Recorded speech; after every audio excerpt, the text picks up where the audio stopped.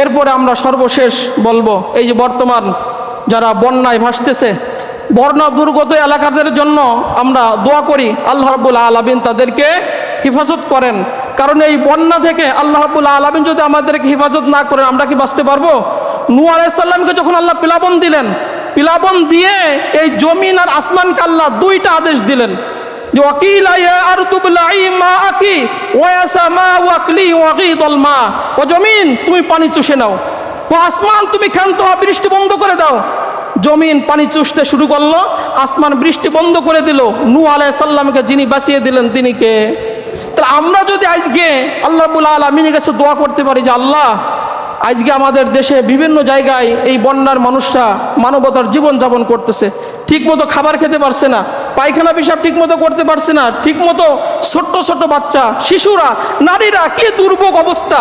আমরা যদি আল্লাহর কাছে দোয়া করি, আল্লাহ নূহ আলাইহিস সালামকে যেরকম আপনি বলছিলেন জমিন পানি চুষে নাও, আসমান বৃষ্টি আকাশ বন্ধ করে দাও, আল্লাহ আপনিও আমাদের দেশটাকে এইভাবে পানি জমিনকে চুষে নেওয়ার হুকুম দিয়ে আপনি আমাদেরকে কি করেন?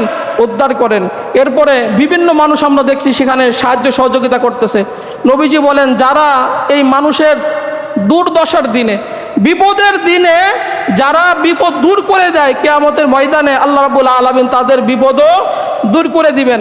আর এই যে যারা সাহায্য করতেছে, একটু সময় নিচ্ছি, যারা সাহায্য করতেছে, যারা সাহায্য করবেন মানসিকতা করছেন, আল্লাহ রাব্বুল আলামিনের হাবিব বলেন আল্লাহু ফি আউনাল আবদি মা কানাল আবদু ফি আউনাল আখি, যারা মানুষকে সাহায্য লিপ্ত থাকে আল্লাহ রাব্বুল আলামিন ততক্ষণ বান্দাকে সাহায্য করতে থাকেন, ততক্ষণ। যারা অসহায় মানুষের পাশে দাঁড়ায়, সাহায্য করে, নবীজি বলেন আল্লাহ রাস্তায় জিহাদ করলে যে সওয়াব আল্লাহ সেই সওয়াব দিয়ে দেন। সারা রাত দাঁড়িয়ে নামাজ পড়লে যে সওয়াব হয় আল্লাহ রাব্বুল আলামিন সেই সওয়াব দিয়ে দেন। সারাদিন রোজা রাখলে যে সওয়াব হয় আল্লাহ রাব্বুল আলামিন সেই সওয়াব দিয়ে দেন।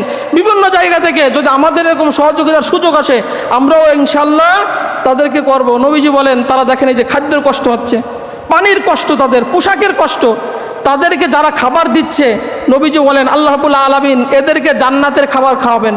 যারা পানি পান করাচ্ছে, হাউজের কাউসারের পানি কিয়ামতের ময়দানে আল্লাহ রাব্বুল আলামিনের পক্ষ থেকে মোহরযুক্ত পানি তাদেরকে পান করাবেন। তাদের পোশাকের কষ্ট হচ্ছে, অনেকে পোশাকের ব্যবস্থা করে দিছে, আল্লাহ রাব্বুল আলামিন কিয়ামতের ময়দানে জান্নাতের পোশাক তাদেরকে পরাবেন। এই জন্য আমরা তাদের জন্য দোয়া করি আল্লাহ রাব্বুল আলামিন তাদেরকে সুস্থভাবে এই বন্যার কবল থেকে রক্ষা করেন। আমরা বলি আমিন।